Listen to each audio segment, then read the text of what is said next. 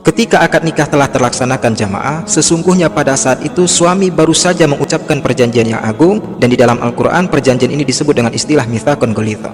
Dan hebatnya di antara 3 perjanjian yang agung yang disebutkan di dalam Al-Quran, 2 di antaranya adalah perjanjian antara makhluk dengan Allah. Maka wajar dikatakan sebagai perjanjian yang agung, sebab perjanjian yang dilakukan adalah antara makhluk kepada penciptanya. Bahkan sampai-sampai Allah angkat gunung Tursina di atas kepala Bani Israel saat mereka diambil sumpahnya. Lihat Al-Quran surat An-Nisa ayat 154. Akan tetapi Masya Allah, hanya satu yang dimuat sebagai perjanjian yang agung, yaitu mitsaqun ghalidha di dalam Al-Quran yang dilakukan antara makhluk kepada makhluk.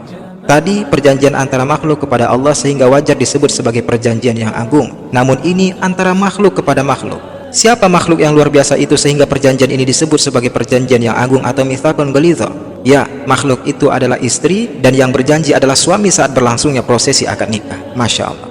Dalil bahwa suami yang berjanji kepada istri bisa dilihat di dalam Al-Quran surat An-Nisa ayat 21. Firman Allah Subhanahu wa taala, "Wa akhadna minkum mitsaqan ghalidha." Dan istrimu telah mengambil dari kamu suaminya perjanjian yang agung.